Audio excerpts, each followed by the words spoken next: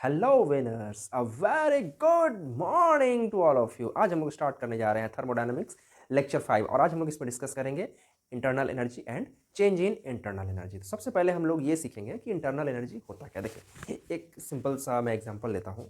आप मान लीजिए शांति से बैठे हुए हैं, ठीक है, या फिर जैसे कुछ भी कोई भी एक इंसान है या कोई एक जानवर है, तो उसका एक अपना खुद का एक कैपेसिटी होता है, ठीक है। किसी भी प्रकार का वो कैपेसिटी हो सकता है, कुछ भी मतलब जितना मतलब जो कुछ भी पॉसिबल वो काम कर सकता है, या फिर जो कुछ भी मतलब वो करना चाहता है, या फिर जो कुछ भी वो करेगा, मतलब जो भी उसका एक कैपेसिटी है, उस कैपेसिटी को हम लोग इंटरनल एनर्जी बोलेंगे। जो कि उसका एक अंदर का क्षमता, उसको हम लोग इंटरनल एनर्जी बोलेंगे। जो कुछ ना कुछ एक फिक्स अमाउंट ऑफ एनर्जी है उसके पास, उसी को हम लोग इंटरनल एनर्जी कहते हैं। अगर इसको बाय डेफिनेशन हम लोग देखेंगे तो हम लोग कह सकते हैं the certain definite amount of energy possessed by the system is called internal energy, ठीक है। जो कुछ जो है सर्टेन मतलब एक निश्चित एंड फिक्स, निश्चित एक फिक्स अमाउंट ऑफ एनर्जी जो किसी भी बॉडी के अंदर होता है, जो कि वो बॉडी पोजेस करता है, मतलब वो रखता है, that energy is called as internal energy, ठीक है। इसको हम लोग या तो यू से डिनोट करते हैं या फिर ई से, यू से हम लोग कर सकते हैं या फिर कैपिटल ई से हम लोग कर सकते हैं। दोनों में से आपको जो पसंद है वो इस्तेमाल कर सकते हैं, ठीक है। इंटरनल एनर्जी जो होता है वो डिपेंड करता है सब्सटेंस का nature and the condition of temperature and pressure, ठीक है। तो नेचर ऑफ सब्सटेंस मतलब हम लोग कह सकते हैं कि वो कैसा सब्सटेंस है, मतलब आइदर मेटल है, नॉन मेटल है, सेमी मेटल है, या फिर वो किस स्टेट में है, उसको भी हम लोग कंसिडर कर सकते हैं। तो स्टेट का जो मतलब सिस्टम हो जाएगा वो condition of temperature and pressure से सेटिस्फाई हो जाएगा, मतलब कि under the given temperature and pressure either it is liquid or solid or gas, whatever it may be, okay. And the nature means हो सकता है कि उसका क्या नेचर है सब्सटेंस का। तो ये दो कंडीशन हो गया, और ये दो कंडीशन एंड इस दो कंडीशन के ऊपर डिपेंड करता है कि किसी भी सब्सटेंस का अपना इंटरनल एनर्जी क्या है, ठीक है। ये कई टाइप्स के हो सकते हैं, जैसे हमारा इलेक्ट्रॉनिक एनर्जी हो गया, वाइब्रेशनल एनर्जी हो गया, रोटेशनल एनर्जी हो गया, न्यूक्लियर एनर्जी, और भी कई टाइप्स के जितने टाइप्स के एनर्जी हैं वो सबको जो है इसमें कंसिडर किया जाता है, और ऐसे एनर्जी को हम लोग इंटरनल एनर्जी बोलते हैं। लेकिन अब सबसे बड़ा सवाल आता है कि इसको हम लोग मेजर कैसे करेंगे। अरे बाबा, आपके पास कितना एनर्जी वो आप कैसे बता सकते हो। तो इसको बताने के लिए एक सिंपल सा हम लोग के पास फंडा है, हम लोग चेंज इन इंटरनल एनर्जी को मेजर करते हैं, ठीक है। चेंज इन इंटरनल एनर्जी मतलब कि can not measure internal energy, that is हम लोग इंटरनल एनर्जी को डायरेक्टली मेजर नहीं कर सकते हैं।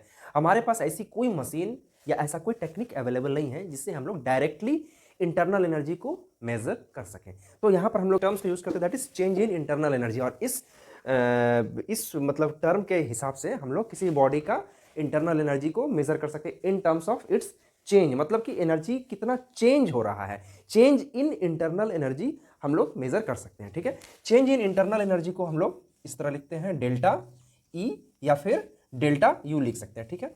तो चेंज इन इंटरनल एनर्जी का जो हमारा डेफिनेशन होता है वो होता है, it is the difference in the internal energy of product and reactant that is involved in the reaction, that is del u equal to up minus ur। अब यहाँ पर up क्या है, up is the internal energy of product and ur is the internal energy of the reactant, ठीक है। But अभी अभी हमने थोड़ी देर पहले कहा कि हम लोग किसी भी मटेरियल का, किसी भी सब्सटेंस का हम लोग इंटरनल एनर्जी मेजर कर ही नहीं सकते, ठीक है। तो जब हम इंटरनल एनर्जी मेजर कर नहीं सकते हैं तो energy of product and energy of reactant हम कैसे मेजर करेंगे।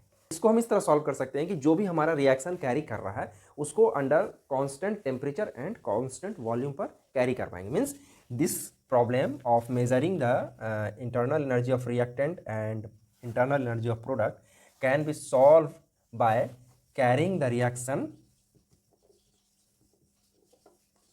reaction under constant temperature and volume। यहाँ ध्यान रखिएगा, वॉल्यूम होगा, प्रेशर नहीं होगा। प्रेशर हमने फर्स्ट डेफिनेशन जो है इंटरनल एनर्जी के लिए यूज़ किया था, यहाँ पर constant temperature and constant volume use करेंगे, ठीक है।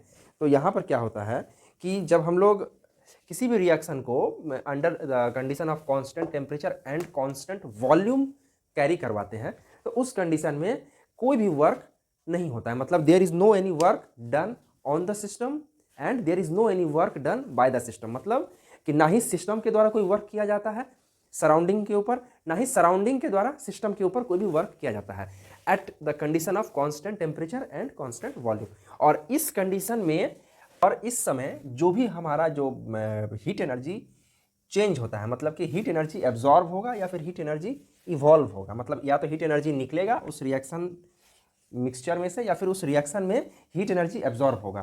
तो वो जो हीट एनर्जी चेंज हो रहा है, मतलब चेंज होने का मतलब वो या तो निकलना या फिर एब्जॉर्ब होना, ठीक है। तो जो हीट एनर्जी चेंज हो रहा है उसी को हम लोग चेंज इन इंटरनल एनर्जी कहते हैं, ठीक है। मैं एक बार फिर से समझा देता हूँ।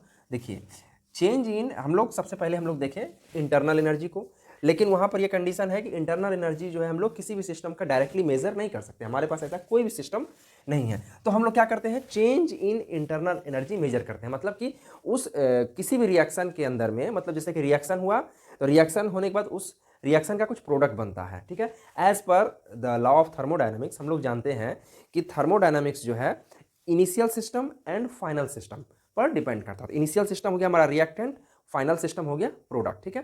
तो हम लोग जानते हैं कि चेंज इन इंटरनल एनर्जी जो है that is del U equal to U P minus U R होता है, ठीक है। इनिशियल कंडीशन में कितना इंटरनल एनर्जी था, फाइनल कंडीशन में कितना इंटरनल एनर्जी था। बट अभी अभी हमने देखा कि हम लोग तो यू तो मेजर कर ही नहीं सकते हैं, तो हम लोग यहाँ पर क्या करते हैं कि जो भी हमारा रिएक्शन हो रहा है, ठीक है, उस रिएक्शन का जो हमारा कंडीशन है उसके कुछ कुछ पैरामीटर को हम लोग कांस्टेंट कर देते हैं, जैसे कि टेम्परेचर एंड वॉल्यूम, दो पॉइंट को हम लोग कांस्टेंट करते हैं। जब हमारा टेम्परेचर कांस्टेंट है और वॉल्यूम कांस्टेंट है तब उस वक्त समय क्या होता है कि ना ही सिस्टम के द्वारा सराउंडिंग में कोई वर्क होता है और ना ही सराउंडिंग के द्वारा सिस्टम में कोई वर्क होता है, मतलब कि रिएक्शन जो है एक तरह से रुक जाता है, ठीक है। और इस कंडीशन में क्या होता है कि हीट एनर्जी चेंज होता है, मतलब कि हीट एनर्जी या तो इवॉल्व होगा या फिर एब्जॉर्ब होगा। तो हम लोग लिखेंगे कि अंडर द कंडीशन ऑफ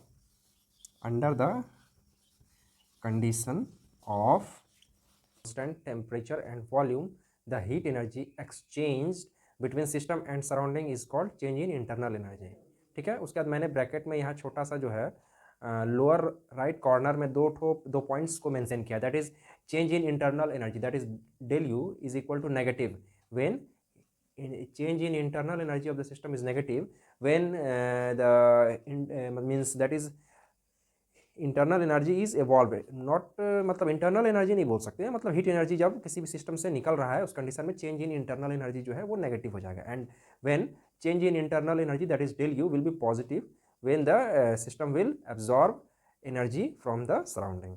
तो आज के लेक्चर में हम लोग बस यहीं तक देखते हैं, फिर मिलते हैं अगले वीडियो में, तब तक के लिए बाय बाय।